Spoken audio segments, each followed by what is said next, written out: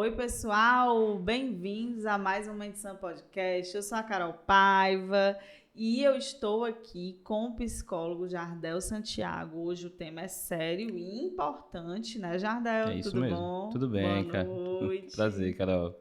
Prazer. O Jardel vai falar com a gente sobre depressão, gente, é sério, seríssimo. E aquela velha, né, aquela velha perguntinha, né? Depressão é falta de Deus, né? O que é que tá ligado aí com essa questão religiosa ou não, né, Jardel? Vamos conversar bastante aqui. Sim. Antes de começar, eu já peço aí, se você não é inscrito no canal, se inscreve, tá? Mente Sã Podcast aqui no YouTube, se inscreve, ativa o sininho. Lá no Instagram também, Mente Sã Podcast. Por favor, se inscrevam, gente. Tem o TikTok também, tá? E em breve estaremos no Spotify também. E vamos lá, né, Jardel? Vamos nós. E aí, Jardel, depressão. O que é que causa a depressão? Pois é, uma pergunta que leva a muitos caminhos, né? A muitas possibilidades, na verdade. Quando a gente fala de depressão, a gente está falando de uma problemática, de uma doença especificamente, e aí já é muito importante fazer essa diferença. Depressão, ela não é simplesmente um estado emocional, até porque várias emoções vão estar constituindo, vão estar formando o estado depressivo. Depressão é uma doença, né? As pessoas confundem muito a depressão quando se refere à ansiedade. Então, se vê muitas pessoas, eu estou com ansiedade, falando isso enquanto doença, né? E da mesma forma as pessoas falam, eu estou com depressão. É muito diferente esses dois fatores, porque a ansiedade, sim, é uma emoção que aí você pode ter algum transtorno de ansiedade, né? A depressão já não dá para se referir a ela da mesma forma, porque se você está com depressão, você está doente. E não é a mesma coisa quando você diz que está com ansiedade, né? Todos os indivíduos eles são, de alguma forma, atingidos pela ansiedade, porque ela tem um fator positivo. Já na depressão, a primeira coisa a ser esclarecida é a depressão é uma doença, ponto. Né? A partir disso, a gente vai entender que qualquer indivíduo que esteja, de fato, com depressão, ele vai necessariamente estar com fatores significativos de impedimento na sua vida que fazem ele estar com depressão. Possibilidades ou caminhos que levam à depressão. A gente pode falar de fatores químicos, tá? O indivíduo ele pode ter um fator químico, até mesmo genético, né? Vindo aí do histórico familiar, que deixa eles... Que é a questão dos neurotransmissores, né? Isso. Não produz direito serotonina, dopamina, é isso? Exatamente, né? Então, de maneira primária, a gente leva em consideração esses fatores químicos que podem ter sido herdados geneticamente, mas, por sinal, tem estudos bem recentes que demonstram que, mesmo tendo essa contribuição química, a depressão ela tem se mostrado uma doença muito mais social, muito mais relacionada à realidade, ao estilo de vida do indivíduo. Tem um estudo recente, agora desse ano mesmo, mostrou que os impactos relacionados à serotonina não são tão assim significativos como se imaginava antes. Então tem, por exemplo, você tem medicações que são recaptadores de serotonina, né? Amitriptilina, que são usados ali justamente entendendo que a serotonina ela tem um papel significativo no processo depressivo. De fato tem, mas os últimos estudos, que foi um estudo feito de uma maneira mais pegando uma meta-análise, né? Vários estudos relacionados à eficácia dessas medicações, demonstrou que existe sim, mas que fatores para além disso que são sociais, ambientais, da vida desse indivíduo, o estilo de vida desse indivíduo e as circunstâncias que esse indivíduo passou. Vamos falar de maneira mais específica, o fator cognitivo. As construções que esse indivíduo teve durante a sua vida, são igualmente impactadoras. Tá? Então, você pode ter um indivíduo que está sendo medicado, né, com medicações como essa, que tem sua eficácia, mas os fatores cognitivos e da realidade de vida dessa pessoa são igualmente impactadores. Eu sei, mas o cognitivo que tu fala é o quê? Pensamentos, exatamente. Além de raciocínio que essa pessoa tem a respeito dela, da vida. Eu sou o terapeuta cognitivo comportamental. Então, dentro desse viés, dentro dessa linha teórica, a gente entende o processo de crenças. Então, vamos falar assim, a crença que esse indivíduo tem. E o que seria a crença? É a forma como ele se vê o outro e vê o mundo. Essa lente que essa pessoa usa, que esse indivíduo vai utilizar, ela vai ser muito influenciadora no processo de adoecimento ou não dele. Lembrando que não há nada definitivo. Isso vai levar esse indivíduo a adoecer. Se ele fizer isso, isso vai levar esse indivíduo a não adoecer. Não, a gente não tem esses elementos. A gente sabe quais são os pontos que levam ao adoecimento e que previnem adoecimento. E este fato, esse campo cognitivo, que tem a ver as crenças, tem a ver com a forma como o indivíduo se vê e vê a vida, tem cada vez se mostrado um fator decisivo, tanto para as pessoas que acabam adquirindo a depressão ou as pessoas que conseguem, de fato, se prevenir. E depressão é uma doença que dá para ser prevenida, tá? Dá para ser prevenida? Dá para ser prevenida, né? Mas então, assim, como?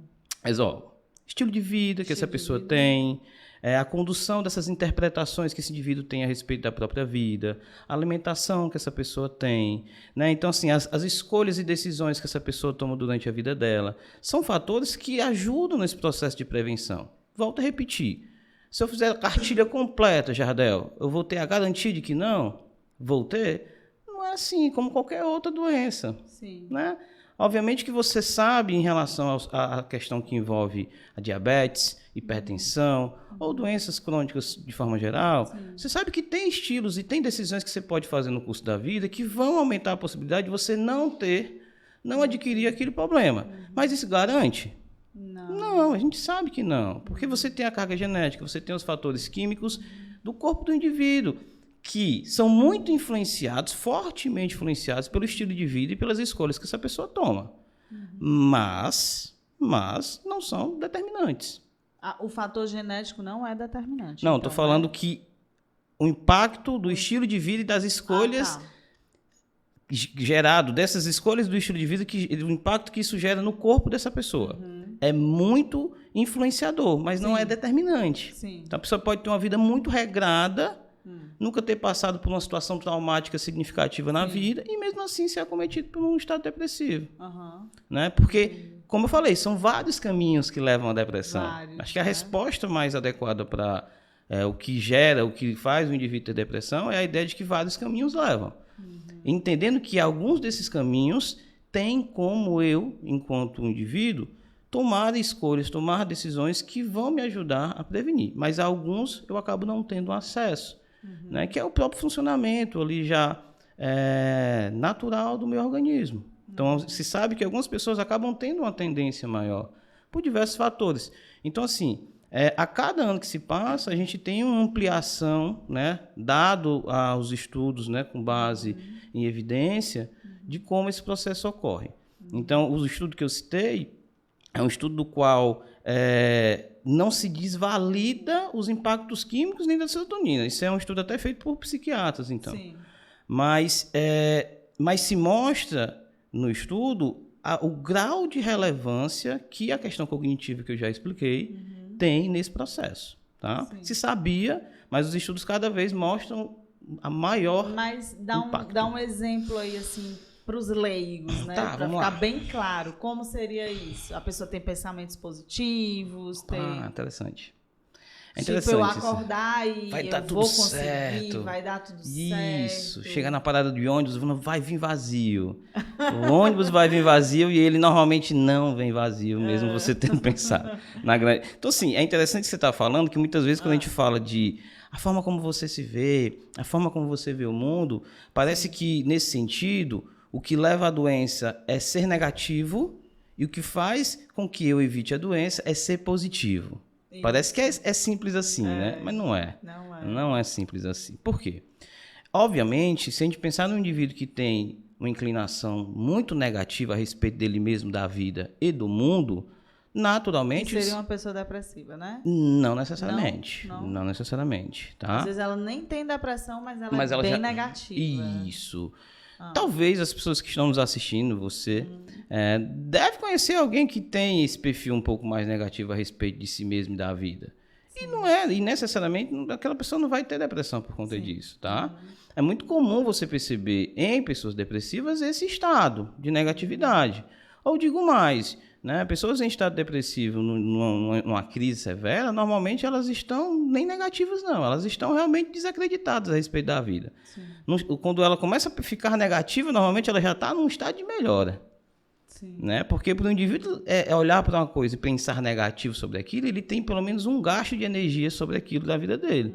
E uma pessoa no estado depressivo severo, ela não tem nem esse gasto de energia. Sim. Ela simplesmente é apática à circunstância. Tá? Então, assim, então, naturalmente, pensar numa pessoa que tem esse ímpeto, essa linha de raciocínio mais negativa sobre a vida e sobre tudo que está nela, inclusive ela mesma, você imagina que o avanço da vida dessa pessoa vai ser muito mais complicado. Porque ela vai se deparar com desafios na vida. Sim. E a dificuldade, quando chegar, ela possivelmente vai olhar para ela e vai dizer que, olha, isso é a confirmação do que eu imaginei quando eu saí de casa. Eu já imaginei que ia dar errado. Tá vendo? Apareceu um imprevisto, é isso aqui. Então, difícil, ela vai ter dificuldade de romper aquela dificuldade. Sim. Justamente porque ela vai enxergar aquela dificuldade como uma validação do pensamento prévio que ela já teve. Então, obviamente, um indivíduo que ele tem uma inclinação muito negativa, isso tende a levar ele a um estado de complicação na vida, podendo chegar até, de fato, uma situação de transtorno. Mas a solução dessa situação não é a positividade total. Porque imagina um indivíduo que pensa que tudo vai dar certo e não cogita a possibilidade do equívoco e do erro, ou de dar errado, ele fica vulnerável. Não é a positividade tóxica, né? Não é? Pensando, quando você fala em positividade tóxica, você fala de quê? Você fala do indivíduo que se coloca sempre no estado de frustração.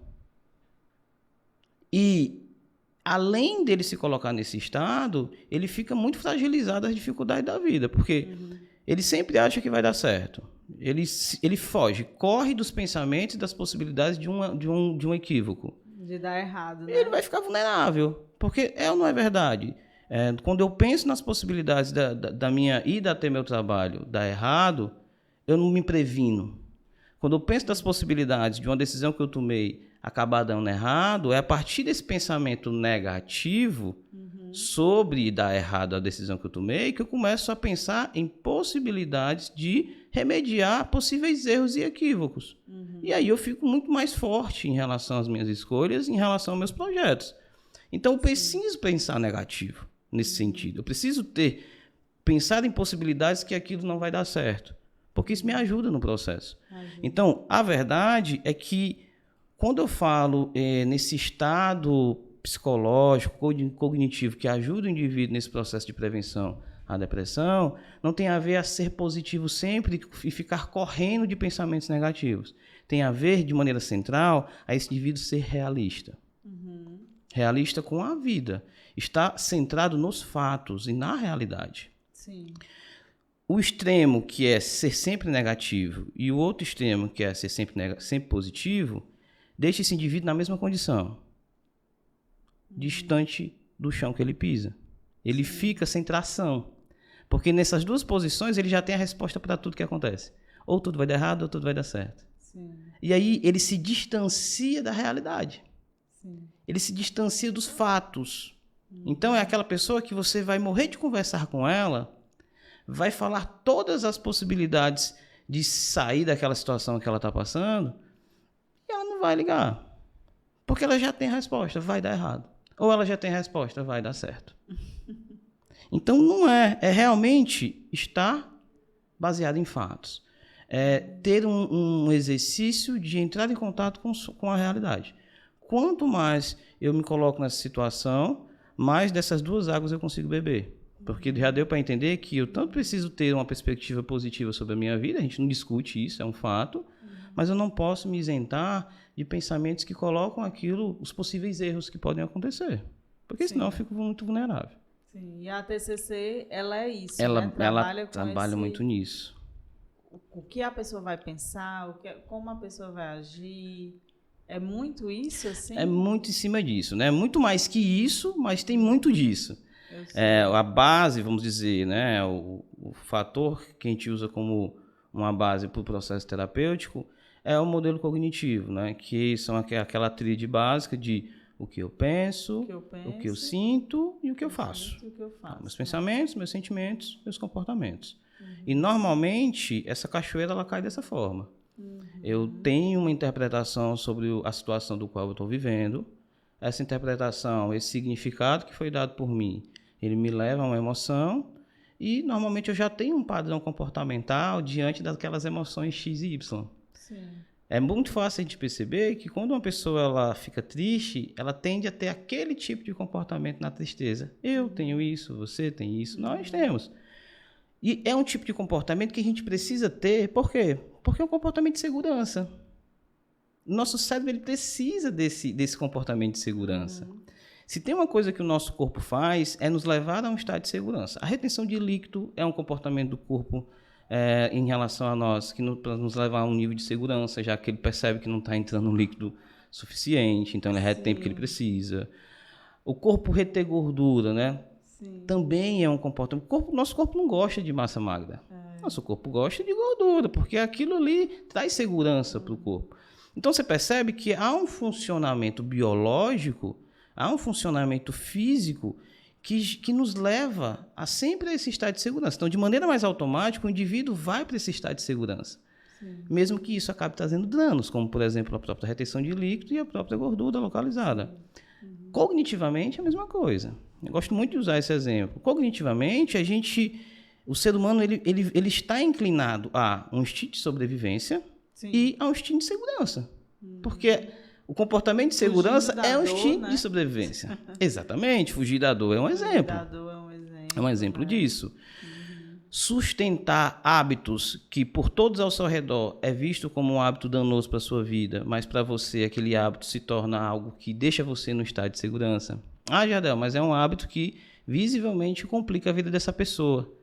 Só que na crença dela, na interpretação, na lente que ela usa para olhar para a vida, aquilo deixa ela num lugar de segurança. E é isso que importa para ela.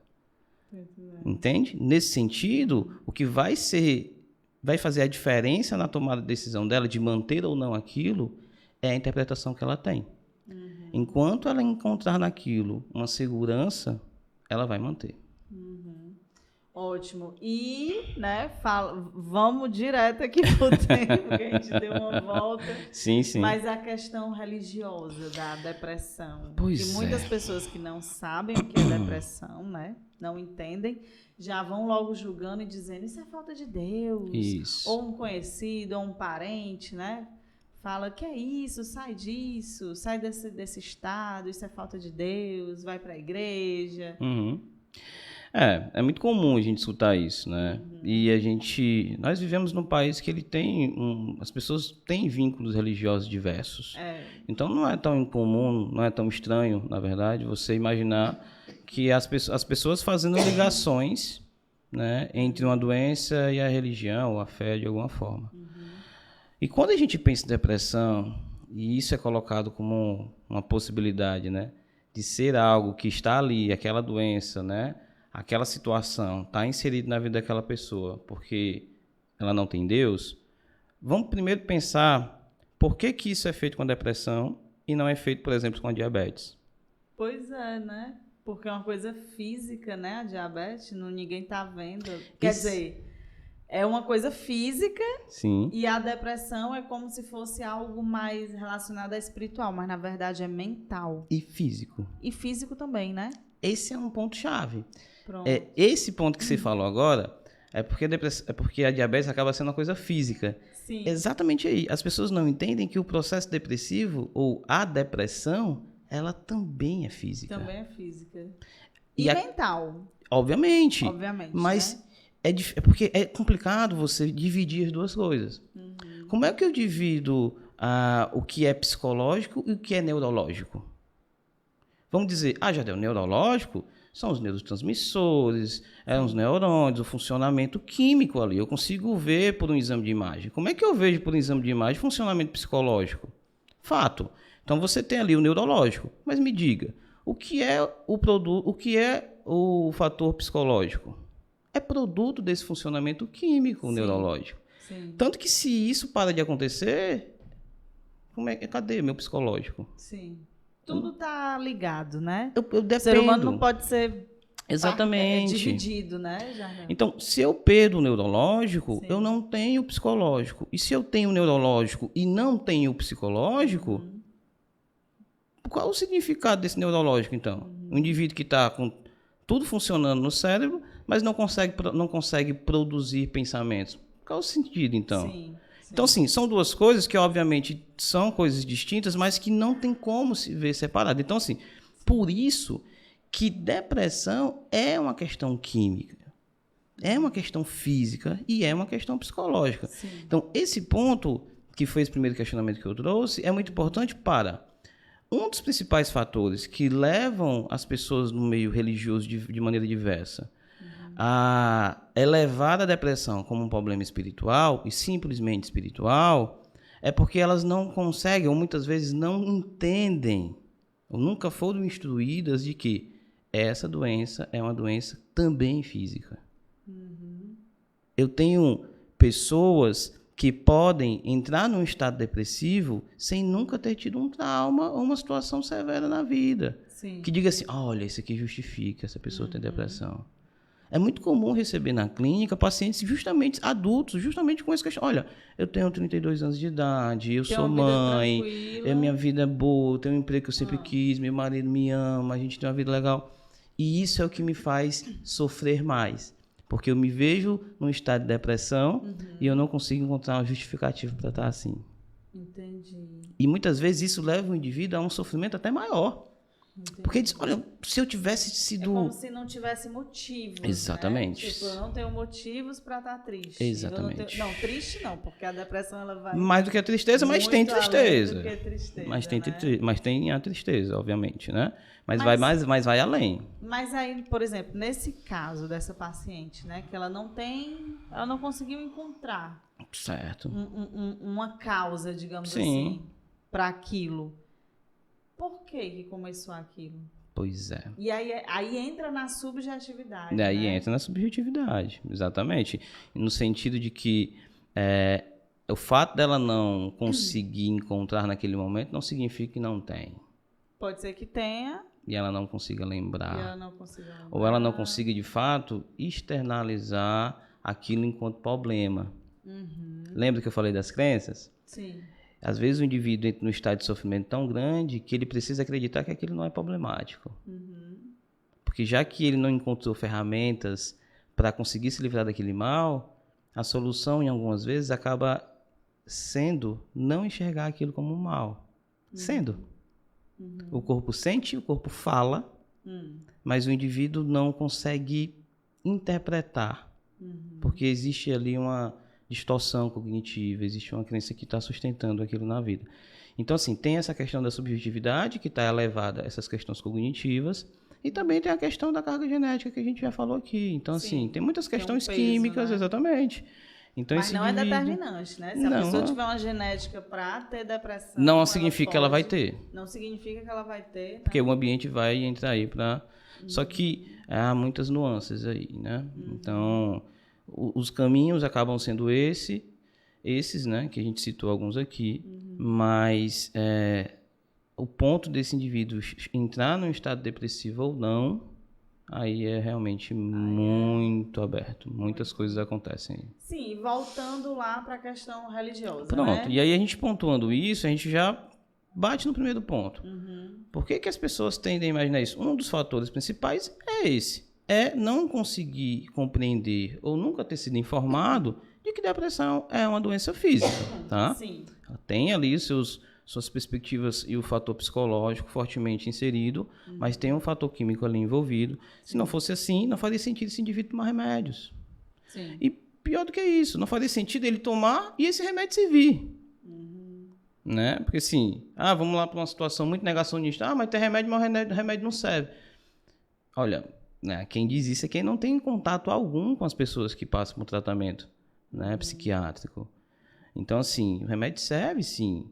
Né, evidências científicas para isso, há evidências clínicas, né? Você tem a evidência científica que vem dos estudos de maneira mais geral, mas você tem a evidência clínica, né, que são os psiquiatras fazendo o processo de tratamento farmacológico com os pacientes, e esses pacientes têm retorno. E tendo resposta positiva. Uma resposta positiva, né? Entende? Melhora, então, assim, né? Você tem respaldo clínico dentro do contexto psicológico de trabalhar com esse paciente, esses processos e tantos outros que a gente já citou aqui, e esse paciente tendo respostas.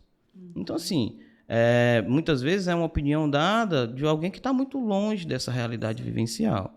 Então, quebrando esse primeiro ponto e respondendo de maneira bem enfática, depressão é tão física, é tão química, está tão envolvido no nosso corpo como a diabetes. Como a diabetes, né? Então, para muitas pessoas que já chegaram para mim com esse questionamento, matar ou derrubar essa dúvida ou essa certeza equivocada que essa pessoa tem, já faz ela pensar um pouco diferente na história.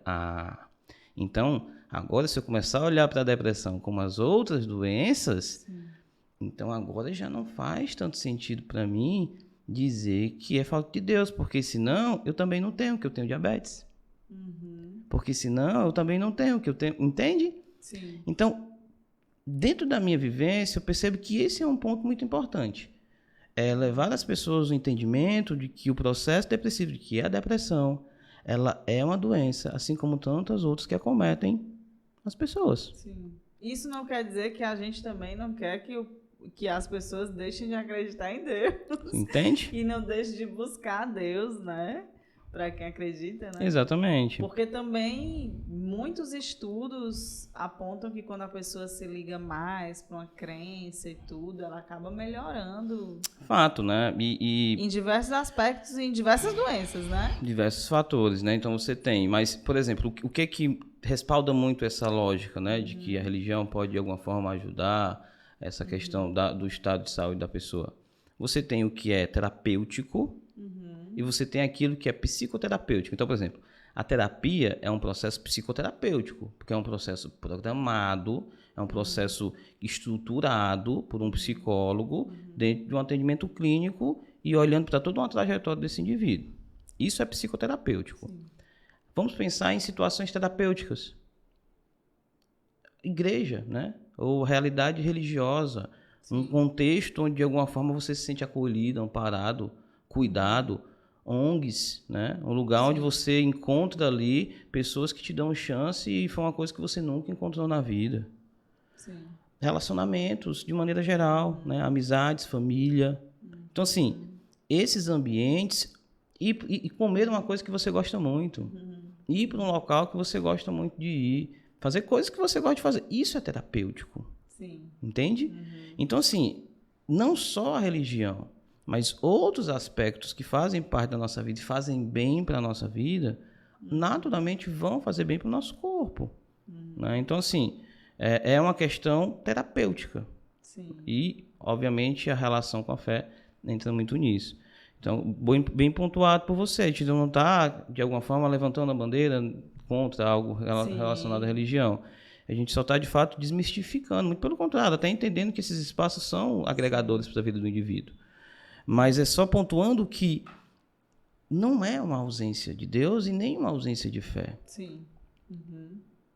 Porque, lógico, de maneira muito óbvia, eu não posso usar esse argumento para as outras doenças.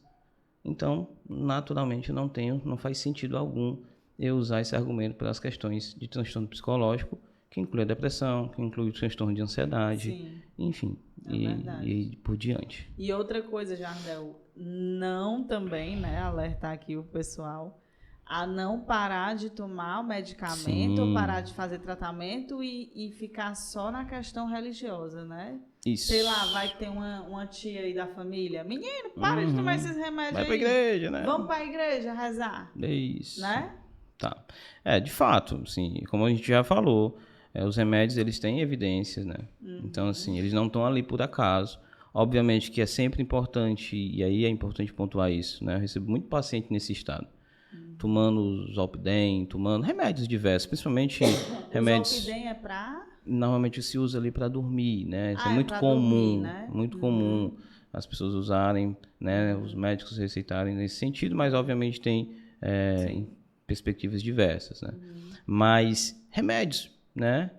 Que a pessoa vai no psiquiatra uma vez, ela tem a receita médica ali em mãos, o médico, né, o psiquiatra, receita aquelas medicações, entendendo aquilo, vendo aquela receita dentro de um plano de tratamento para aquela pessoa, com começo, meio e fim, ou de fato esperando no retorno enxergar como aquele remédio agiu para daí ter algumas estratégias para essa pessoa, a pessoa não volta mais.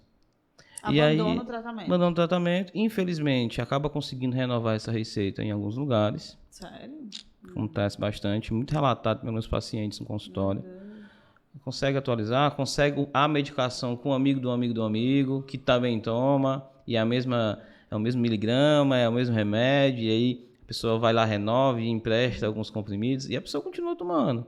Ele, não, mas o médico receitou... E não retorna no psiquiatra, E não retorna. né? Ah, mas o médico receitou, Jardel. Mas foi a última vez que você foi? Não, tá com 7 meses. Eita. Então, você entende? E aí, muitas vezes, olha como isso é interessante. Muitas vezes, esse paciente chega na clínica para me atender ele e é perceptível que muitos dos sintomas que ele está se queixando é pelo uso abusivo do remédio. Tomando errado, né? Sem orientação médica, entendendo que porque foi uma vez, aquela receita vai valer para a vida toda. Sim. Né? E não é assim que funciona. Obviamente, as pessoas não podem abandonar o tratamento farmacológico por viés, qualquer que seja o viés que essa pessoa tenha, ou qualquer que seja a religião que essa pessoa tenha. Existe um profissional ali que receitou e ele tem um plano para você. Sim. Agora, fazer o uso abusivo dessas medicações, continuar o uso dessas medicações sem a orientação médica é igualmente danoso. E aí você tem também muitos preconceitos de não uso do remédio, porque dizem, mas fulaninha tomava e agora ela não consegue viver sem a medicação. Não quero ficar dependente de remédio, não. Ah, tem muito isso. Né? E muito da resistência de tomar ou continuar tomando remédio é a ideia de que conhece fulano, conhecido de não sei quem, que toma e não tomou e não consegue mais parar de tomar. Sim. E tem série de reações quando para. E aí, quando você vai ver a vida dessa fulana, que o paciente está citando, na grande maioria das vezes entra nesse quadro que a gente acabou de citar. Aquela pessoa que foi no psiquiatra uma vez, passou remédio, nunca mais voltou, ficou tomando. Tá sem acompanhamento. Passou anos tomando, tendo pacientes que passam anos tomando remédios para dormir. Entende? E, naturalmente, você tem um fator ali, principalmente nessas medicações, que pode levar esse indivíduo a uma situação de dependência mesmo. Sim. Mas não porque ele tomou remédio, mas porque ele tomou indevidamente. Sem um acompanhamento médico. Eu costumo dizer para o paciente que tem esse tipo em palestras, quando eu toco nesse assunto, que, na verdade, o fator ou o elemento que tem menos culpa nessa dependência que foi gerada é o remédio. O remédio é o mais inocente. O remédio é o mais inocente dessa história. Por quê? Porque o processo de dependência só ocorreu, na grande maioria das vezes, pelo uso devido do paciente. Do paciente, né? Entende? Verdade. Então, assim, é trazer essa responsabilidade para o indivíduo. Não, tem a ver, essa dependência muitas vezes tem a ver com o indivíduo. Jardel, você está anulando a possibilidade de um médico acabar sendo imprudente? Não, obviamente que a gente sabe que tem profissionais. Sim. Né? Obviamente. Mas dizer que esse é o principal caso e é o mais recorrente, são os médicos receitando errado ou abusivamente para prejudicar a vida da pessoa? Não. De forma aí não faz sentido você sustentar esse tipo de ideia. Então, normalmente, acaba ocorrendo porque o indivíduo toma de forma indevida mesmo. Sim. E não é tão difícil você ver isso na clínica. Tá? Não é tão difícil. Por isso que é muito importante o psicólogo ter essa propriedade dos efeitos da medicação, ter essa propriedade de conseguir interpretar, pelo menos minimamente, essa condição farmacológica que o indivíduo está ali. Porque acontece muitos dos sintomas e muitas das queixas que o indivíduo tem e chega na clínica, quando ele já toma remédio, muitas vezes é por um uso abusivo da medicação. Então, quer dizer que a maioria dos pacientes ficam na psicoterapia ali de forma mais constante, com psicólogo, né? Terapia com psicólogo. Semanal, quinzenal, né? Semanal, quinzenal, mas o psiquiatra abandonou, né? E aí... Vai muito menos. Isso. E aí perde esse acompanhamento da questão dos medicamentos. No meu caso, eu posso falar no meu caso. Quando eu pego um paciente que ele está nessa situação e ele sinaliza para mim, olha, eu estou tomando a medicação e é uma medicação que estou conseguindo remédio porque faz tempo que eu não renovo uma receita com o meu médico. É mesmo? Quando ele me sinaliza isso, a prioridade do processo começa a ser o retorno dele para o médico. Sim. Eu estou falando do processo do qual eu faço. Sim. Tá? A partir dali, quando ele me sinaliza essa realidade, a prioridade do processo terapêutico começa a ser o retorno dele ao psiquiatra. Porque em momento algum eu posso dizer para ele parar, Sim. em momento algum eu posso dizer para ele continuar. No sentido de que eu não posso determinar nada, porque ele já está no uso que está totalmente regular. Sim. O que você tem que fazer é voltar para o seu psiquiatra. Ele está Com praticamente urgência. se automedicando, Se automedicando. né? Acreditando Sem que... acompanhamento, Isso. né? E aí cai naquela ilusão de que acreditando porque o médico receitou há 7 meses, 9 meses, há 1 ano atrás, ainda faz sentido manter tomando aquilo sem voltar lá. Entende? Então, assim, você não pode tratar as medicações, né, psiquiátricas como muitas vezes você se trata de maneira já errada também, outras medicações que são comumente usadas. Então, assim, já é errado. Mas as psiquiátricas, de maneira mais específica, elas tendem a ter um dano muito mais significativo. Sim. Que está mexendo no teu sistema nervoso, enfim. Verdade. Então, assim, isso acontece bastante na minha prática clínica e reforçando. Todos os meus pacientes que estão nesse estado, a partir desse momento, que se torna prioridade no processo, é esse retorno ele ao psiquiatra. Tá? Sim. Então, eu não tendo a manter pacientes que estão nessa situação. Normalmente, como isso se torna um ponto-chave do processo terapêutico, ele tende a voltar. Ele compreende. Então, o psicólogo ele tem um papel muito importante nesse sentido. Sim. Porque se o psicólogo banaliza, o paciente está aqui há 1 ano tomando esse remédio aí para dormir, e ele me sinalizou que não vai voltar, que está tomando, e eu simplesmente encaro como um simples fato da vida dele, que não é tão relevante. Você está falhando muito. Porque isso vai estar diretamente atravessado ao processo terapêutico. Verdade. Porque talvez, naquele momento, o fator mais problemático dele esteja sendo aquela medicação daquela forma. É verdade. E realmente, pensando por esse lado, né? Ele não pode ficar tanto tempo sem o acompanhamento com o psiquiatra. Porque pode ser que a medicação, ele precise de uma dose menor. Isso. Ou de outro remédio, ou de uma dose maior. Tem que ser acompanhado para ter esses ajustes, né? É inegociável, né? Lembrando que não são todos os pacientes que estão em psicoterapia que estão tendo acompanhamento. Nem todos precisam, né? Sim. Então, casos e casos. Mas nos casos que o médico compreende que ele precisa, que ele passou por uma avaliação psiquiátrica e houve essa pontuação, a partir dali ele precisa sempre estar sendo orientado pelo psiquiatra. O psicólogo realmente ele está ali para reforçar esse processo e intervir nesse sentido de retorno. Nunca para, de alguma forma, se atravessar a isso, de maneira alguma. E é muito importante, né? Esse Sem papel do dúvida, psicólogo sem dúvida. ficar atento, né? Isso. A como está o paciente, se está tomando remédio, se não está, se está comprando indevido aí. Isso. Sem receita, né? O paciente comunicou para mim que faz uso de medicação e acompanhamento psiquiátrico, aquilo vira pauta do processo terapêutico de maneira importante. Não posso mais deixar de perguntar se ele continua, quando foi o retorno. Eu preciso saber, no dia que eu tive um atendimento com ele hoje, nessa semana, ele me comunicou que no sábado ele vai ter um retorno. Próxima semana, uma das perguntas que eu tenho que fazer para ele é: como foi o retorno ao psiquiatra? Não dá para banalizar. Sim, com certeza. Que tem um fator muito importante de, obviamente, os efeitos positivos e os benefícios que essa medicação não está trazendo para ele. Ele precisa refletir sobre isso. E também os efeitos colaterais. Então, o paciente ele precisa estar afiado, né? Em relação a perceber o que é efeito colateral, o que de fato é um pico emocional normal e natural que acontece na vida. Porque se ele começa a achar que todo pico de ansiedade, que todo incômodo que ele começa a ter é efeito colateral, é natural que ele não queira mais tomar o remédio.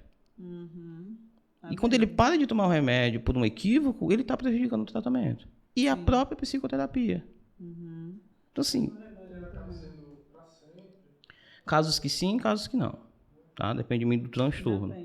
Então, nós temos transtornos que tendem, esse paciente ele vai ficar com essa medicação a vida toda, e você tem pacientes que não. Né? Então, por exemplo, você vai ter pacientes que têm um transtorno de ansiedade, como TAG, transtorno de ansiedade generalizado. Às vezes ele vai tomar, e às vezes ele às vezes ele não vai, às vezes com a própria psicoterapia, ainda está uma situação ainda não tão severa, não está trazendo tantos danos para a vida dele. A própria psicoterapia já consegue ali ter uma reversão bacana, ele consegue fazer escolhas e decisões que vão ajudar ele ali, ele não precisa ir para a medicação. Mas nos casos que vai, ele normalmente essa medicação é uma medicação que já é planejada, com começo, meio e fim. É muito comum, né? De vários pacientes que eu atendo com TAG, eu acompanhei do começo, o meio e o fim, processo de desmame das medicações. E segue a vida, tá? Então, assim, agora já tem transtornos que não. A própria depressão também é um fato como esse. Às vezes o paciente toma por um longo espaço de tempo e chega um momento que o psiquiatra compreende que não é mais necessário para a vida dele. Já tem pacientes que tomam a vida toda. Aí começa a tirar. Depende muito, né? Depende muito do caso, e essa análise é feita pelo psiquiatra. O psicólogo, ele acompanha e reforça a necessidade desse paciente estar sendo acompanhado. Ele não opina em relação a se tá dando muito efeito, faz isso. De forma alguma. Sim, esse não é o nosso lugar. Com certeza. Sim, e falando, voltando aqui para o tema central, né? Depressão é falta de Deus, gente? Aí... Já deu para entender que não, né? Já deu para entender que não, né? Já deu para entender. E a rede de apoio. Pois é, quando a gente fala da questão terapêutica. Esse tema, né? A rede de apoio que seria o quê? O pessoal que está ali, Isso. Que convive com aquela pessoa, né? Familiares, amigos. A gente acaba entrando naquela questão da crença, né? Que a gente estava falando agora há pouco. E quando a gente fala das questões relacionadas à fé, isso atravessa a crença. Então, por exemplo, você pode ter uma rede de apoio no que diz respeito à nossa temática, né? Da depressão enquanto falta de Deus, que te ajuda a compreender as questões mais amplas e perceber que, não é tão simples assim, tem muitas questões aqui que eu preciso considerar. E se eu disser isso, na verdade, eu vou estar incorrendo, na verdade, num fator que vai me levar à contradição. Ou você pode ter uma rede de apoio que acabe reforçando o fato de que é falta de Deus, de que você precisa, enfim, fazer atividades religiosas para conseguir se livrar disso. E isso leva a pessoa, se a pessoa de fato ela tem depressão, que isso é um ponto importante. Se de fato ela está acometida por depressão, se essa é a rede de apoio que ela tem, infelizmente, há uma grande possibilidade de ela entrar num estado de sofrimento maior. Maior ainda, né? Por quê? E eu acabo recebendo muitos pacientes nessa dúvida que a gente está se referindo aqui no podcast hoje. E por que leva a um sofrimento maior? Porque essa pessoa, muitas vezes, tem um vínculo com aquela fé, já tem um tempo naquela realidade ali da vida dela, e tem um apreço por aquele lugar e por aquele ambiente religioso. E quando ela começa a perceber que a maneira dela ser ligada àquela fé, a maneira dela praticar aquela fé não é suficiente, ela entra em um segundo sofrimento. Poxa, pois então eu não tenho fé. Teve uma paciente que ela disse da seguinte forma para mim. Desculpa. Isso me faz sofrer muito, porque quando eu me deparo com esse fato, eu tenho depressão porque eu não tenho Deus, significa ela já tinha muito tempo na prática religiosa dela. E ela disse para mim assim, significa então, Jardel, que eu estou vivendo há 30 anos numa mentira. Porque, poxa, se depois de 30 anos na fé dela... Ela se questiona, né? Porque ela chegou acreditando nisso. Então, isso fazia ela sofrer demais. Porque se eu acreditar que eu estou com depressão e que se eu acredito que depressão é falta de Deus, então eu nunca tive Deus. Então, esses meus 30 anos de prática religiosa foram uma grande mentira. Então, eu sou uma farsa. Nossa... Compreende? Como isso pode levar o indivíduo a um sofrimento maior? Maior, com certeza. Porque então eu sou uma farsa. Então eu sou uma farsa. Entende? Porque aí ela no momento que ela ou ele acredita nisso, pronto. E aí esse sofrimento... Então, assim, essa rede de apoio... aumenta, né? Essa rede de apoio pode não ser tanto apoio assim. Sim. Porque se você tem uma rede de apoio que te leva a um equívoco... Sim. Então, é um caminho que está sendo organizado para você sofrer mais. Ou seja, a rede de apoio pode atrapalhar, né? Isso, a rede de apoio não se torna apoio assim, né? Não é tão apoio assim. E o pior é quando a rede de apoio não apoia, né? Não apoia de jeito nenhum. Pois é. Além de dizer que não é que depressão é falta de Deus, ainda fica dizendo... levanta, vai viver tua vida, para disso, e não sei o quê. Não consegue compreender, não consegue ter a empatia. E eu digo, não é só para quem está ali na rede de apoio de um depressivo, mas de um ansioso. Sim. Ou de qualquer outro tipo de transtorno, né? Porque é muito fácil você julgar de fora. Uhum. E a rede de apoio, né, Jardel, precisa ter muita empatia. Muita empatia. Para se colocar no lugar daquela pessoa. E entendimento. Né? Ela não precisa ser um especialista, ela não precisa fazer uma graduação, uma pós-graduação, mas ela precisa entender. Então, tanto quando eu estou fazendo o processo terapêutico com o paciente, que a rede de apoio que é citado, que o paciente deixa bem sinalizado, que a rede de apoio, na verdade, não apoia tanto, e é um fator muito complicador, essa rede de apoio lá entra na terapia. Né? Obviamente, quando o paciente permite. Sim. Então, conversa com a mãe, conversa com a irmã, conversa com as pessoas que são mais próximas. Então, tem um momento com essas pessoas para um processo de psicoeducação. Sim. Que não basta só você dizer assim, mamãe, papai, irmã, se sensibilize pela situação da sua filha, da sua irmã, não é só isso. É importante essa pessoa ter um mínimo de compreensão de elementos como esse que a gente está falando aqui agora. Sim. Entende? De fatores que levam esse indivíduo a esse adoecimento. Entender minimamente, porque é um fato, né? Obviamente que com o avanço da tecnologia, né, alguns fatores aí que aconteceram mundialmente acabaram levando as pessoas a ter um contato maior com essa questão da saúde mental. Mas é fato de que no nosso país esse fator, essa área de saúde mental ainda existe muito desconhecimento. Sim. As pessoas existe não entendem falta bem. De conhecimento, existe preconceito. Existe equívocos. Entendeu? Né? Muita gente acha que psicólogo é coisa de doido. De doido. Até hoje Psiquiatra é coisa de doido. Isso. Né? Tomar remédio? Tomar remédio? Nossa. Engraçado. Toma remédio para febre, não toma remédio para outro fator. Porque tem muita aquela questão lá de trás, histórica, dos hospícios. Manicômios. Né? E tal, certo. Então, de fato, você tem esse histórico que acaba não ajudando tanto. Mas não, o extremo não é a solução. Sim. A gente precisa ter um equilíbrio aqui e entender que a ciência avançou muito. Né? Os processos de intervenção avançaram muito. E tem um ponto muito importante a ser colocado. Você tem a técnica, né, que o psicólogo vai utilizar, a abordagem que o psicólogo vai trabalhar com o paciente. Você tem a intervenção medicamentosa junto com o psiquiatra. Mas existe um fator comum que precisa acontecer, tanto por meio do psiquiatra como do psicólogo, que é o acolhimento dessa pessoa. Então não adianta o psiquiatra ser um excelente cara que sabe analisar e receitar remédio, ele precisa acolher. O psicólogo, não basta ele ser aquele cara que tem diversas intervenções e uma ampla experiência e um grande saber para trabalhar com aquele psicólogo. Estar baseado em evidências e em estudos científicos não é suficiente. Esse paciente precisa, em qualquer ambiente que ele está, seja com psiquiatra ou com psicólogo, ser acolhido. Sim. Se ele não for acolhido por você, isso vai ser muitas vezes para ele a confirmação do que ele estava pensando. Porque muitas vezes ele chega no consultório e uma das demandas que ele tem é o não acolhimento do seu problema. E se ele chega lá e você está querendo vomitar conhecimento para ele e não acolhê-lo, ele vai dizer... novamente não me acolheram. E muitas vezes o psicólogo como os próprios pacientes dizem, eu já tentei de tudo. E eu tô aqui, essa aqui é meu último tiro. Acontece muito, os pacientes com muita recorrência no primeiro atendimento. Já tentei de tudo, já fiz todos os exames, já fui tudo, nada, tô vindo aqui. E o meu médico já mandou vir faz tempo e eu resisti, tô vindo agora porque vi que é a minha última chance. E se naquele momento você não acolhe,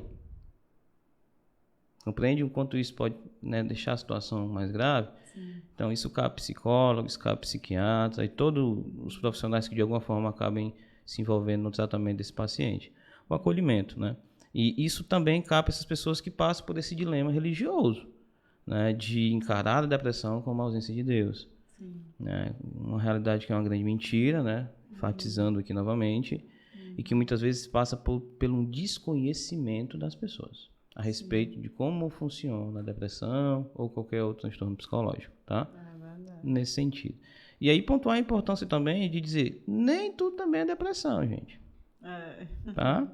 nem tudo é depressão, né? Não é porque você está triste. Se você está triste, pode ser situação, só uma tristeza. É uma situação passar, difícil, né? E entendendo que a tristeza, a raiva, qualquer emoção que você tenha, elas vão ser emoções presentes na sua vida toda, e elas, por mais aversivas no sentido, por mais que você não goste tanto delas, elas são importantes. Sim. Imagina um indivíduo passar a vida toda sem saber o que é estar triste. A gente tem que sentir, né? Tristeza de vez em quando. Imagina aí, como é que tem empatia? Né? Pelo outro triste, se eu não sei nem o que é isso aí. Não sei nem o que é isso. Verdade. Né? Eu não sinto, obviamente, empatia não é você sentir o que o outro sente, porque isso não é real. Empatia é realmente você se colocar ali no acolhimento daquela pessoa, já que ela está dizendo que está sentindo. Mas é importante você, ela está dizendo que está triste, eu faço ideia. Eu já passei momentos tristes. Né? Não vou dizer que é igual dela, porque eu não sei em que nível está essa tristeza dela, mas eu sei o que é tristeza baseado na minha realidade. Então, fica mais fácil esse processo empático. Um indivíduo que nunca ficou triste, isso vira um grande muro ali, uma grande dificuldade para esse processo de empatia. Então, as emoções têm uma importância muito grande na nossa vida, e inclusive as que a gente acaba fugindo. Tristeza, frustração, né? Frustração é um grande tabu hoje em dia. Quer fugir da dor, né? Quer fugir muito da dor, né? E tu falando aí de empatia, é muito importante a rede de apoio, familiares, Total. Pessoas que estão próximas da pessoa, né? Que está passando por algum problema, como depressão, ansiedade, o que for. É muito importante eles levarem a sério e não minimizarem o problema, Isso. né? Porque isso causa, com certeza, uma dor muito forte em quem está passando pelo problema. Porque talvez a pessoa se sinta só. Isso. Nossa, ninguém me compreende. Eu estou falando uma coisa, eles estão achando que é brincadeira, que eu quero aparecer. Que eu quero aparecer. Eu acho que a pessoa acaba se sentindo bem sozinha e sem ter com quem contar, digamos assim. Né? Atendo adolescentes, né? E aí, não atendo crianças, atendo adolescentes e adultos, né? E no atendimento com adolescentes, vez ou outra aparece comentário do tipo, o responsável, a mãe, mas a impressão que dá é que ele quer aparecer quando ele relata uma situação de sofrimento e de incompreensão.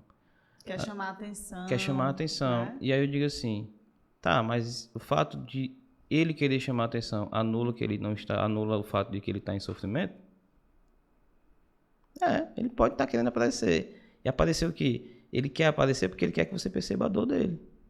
Não significa que ele está inventando a dor para você ver. Isso. De fato, uma coisa não anula a outra. Ele está querendo aparecer e muito possivelmente está doente. Às vezes é só um alerta. O aparecer, entre aspas, né, é um pedido de socorro. Isso. Então, sim. E às vezes o comentário parece que na cabeça do papai, da mamãe ali, do responsável, parece que é meio que se ele está querendo aparecer, isso anula o fato de que ele está com um problema real. Ele está inventando o problema. Não. Né? Muitas vezes ele está com um problema, quer aparecer porque ele quer que você enxergue esse problema que ele está tendo. E o ajude, o acolha. Intervenha de alguma forma. Exatamente. Isso é muito comum em adolescente, não significa que não é adulto.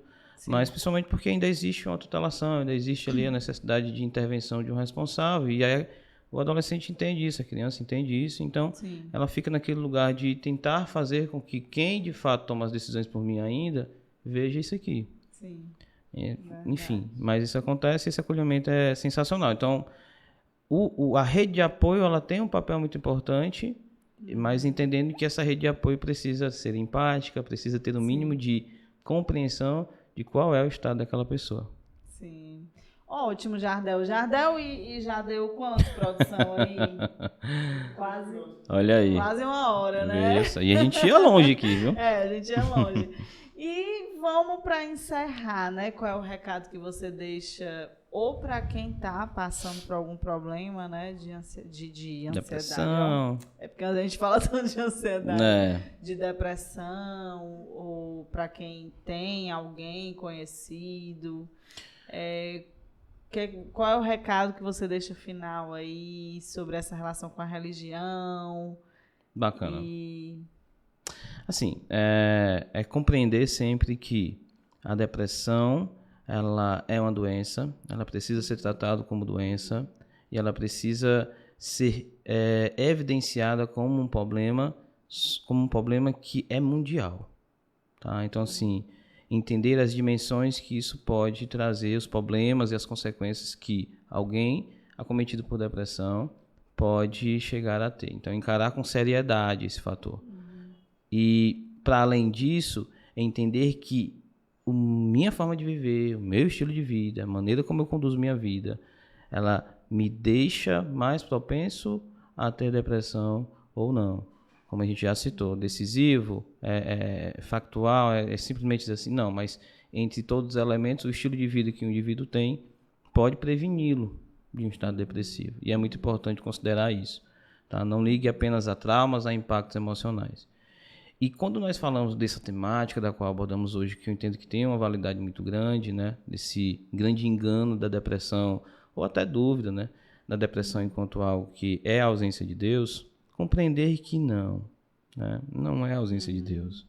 A depressão, ela pode acometer alguém por fatores diversos, inclusive levar esse indivíduo a uma incompreensão do porquê está daquela forma, devido a não encontrar evidências na sua vida, na sua história, que justifiquem aquele estado emocional, aquela situação que está vivendo. Então, é tão diverso que eu preciso encarar como uma possibilidade na minha vida. Então, assim, é algo que qualquer pessoa pode ser acometida. Não é simplesmente porque um familiar... Porque, não, ninguém na minha família teve, então eu nunca vou ter. Esse cálculo não é simples assim. Então, encarar com seriedade, compreender que as questões de fé e de religião elas não te impedem de ter, como também a ausência disso não vai determinar que você tenha. É muito importante falar isso. Não é porque você não tem uma religião, não é porque você não tem uma fé, que por isso você vai ter depressão. Sim. Isso também é muito importante ser dito. Não existe uma ligação direta em relação a isso. E da mesma forma que esse fator precisa ser compreendido com seriedade. Então, compreender a seriedade e o impacto que essa problemática vai gerar na sua vida e gera na vida das pessoas, por 2 motivos, tá? E eu queria encerrar com isso. Primeiro motivo, para que você consiga, de fato, se prevenir, buscar estratégias e formas de conduzir a sua vida que consiga fazer com que você tente fazer essa prevenção, que é uma prevenção e um cuidado de saúde mental, um autocuidado. Segundo, diante de pessoas que estão acometidas por esse problema, você conseguir ser mais empático, já que você entende as dimensões da doença. Sim, então, quando você compreende as dimensões da doença, você atinge esses 2 pilares. A intensidade e o cuidado preventivo, o autocuidado, e a empatia em relação com quem tem. Então, isso é maravilhoso. Ótimo, perfeito. Jardel, pois, muito obrigada, tá? É um prazer, por meu. você ter se disponibilizado, né, a participar aqui, falando de um tema muito importante, Sim. né, que precisa ser falado, né? A gente já chegou aqui no canal a falar sobre ansiedade, tiveram outros psicólogos e tudo, mas sobre depressão a gente não chegou a falar. Então, foi a primeira vez. E muito obrigada, gostei muito, tá, Bacana. das suas explicações. E se você quiser deixar algum contato, Instagram, quer deixar? Sim, Instagram. Se tiver alguma dúvida, se quiser falar para aquela pode câmera perguntar lá, pode mandar um direct. O Instagram é jardelsantiago.psi. Sim, na medida do possível eu vou tentar responder lá. Às vezes o tempo fica um pouco complicado para você olhar a rede social, mas pode mandar. Na medida do possível a gente se comunica, eu te respondo. E vai ser sempre um prazer ajudar nesse processo, né? Tipo, momentos como esse, uma explicação que você dá ali numa mensagem rápida, muitas vezes ajuda a pessoa a se ajudar ou ajudar alguém. Sim, perfeito. Então, gente, se vocês tiverem alguma dúvida, tá, sobre o podcast de hoje, querem fazer alguma pergunta para o Jardel, o Instagram dele vai ficar aqui nas descrições, é Jardel Santiago.psi, que é PSI, PSI, né? Isso. Certo? E é isso. Obrigada, Jardel. Nada. Gente, muito obrigada por terem ficado aqui com a gente até o final, tá? Divulguem aí o podcast, comentem aqui, compartilhem, espero que tenham gostado. E até a próxima. Tchau, tchau.